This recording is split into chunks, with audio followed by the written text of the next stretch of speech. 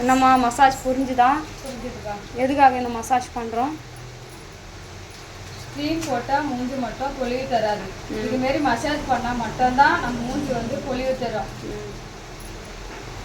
நம்ம மூஞ்சி இந்த மாதிரி மசாஜ் பண்ணுறதுனால என்ன ஆகும்னா ரத்த ஓட்டை வந்து சீராக இதுவாகும்.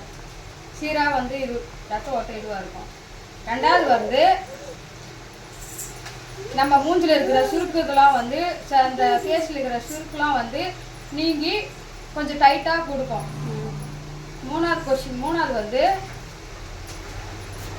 அந்த அந்த ஃபேஸில் இருக்க டெட்ஸ் எல்லாம் வந்து ரிமூவ் பண்ணோம், வெளியே ரிமூவ் பண்ணோம். நிறைய அட்வான்டேஜுக்காக இந்த ஃபேஷியல் பண்ணுறோம், ஓகேவா?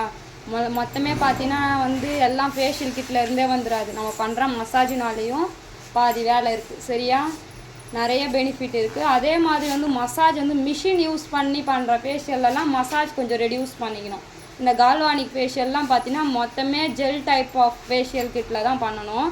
அப்படி பண்ணும்போது மசாஜ் வந்து நம்ம கம்மி பண்ணிக்கணும், ஓகேவா? அந்த மின்சாரம் செலுத்தியே ஃபேஸில் இருக்கிற டேனில் இருந்து ஃபேஸில் இருக்கிற அந்த சுருக்கம், அப்புறமா பிளட் சர்க்குலேஷன் எல்லாமே வந்து கரெக்ஷன் பண்ணிடும், சரியா? ஒரு ஃபேஷியலுக்கு ஒரு மசாஜ் இந்த அளவுக்கு மைன்யூட்டாக கொடுத்தா போதுன்ற மாதிரிலாம் இருக்குது, ஓகே?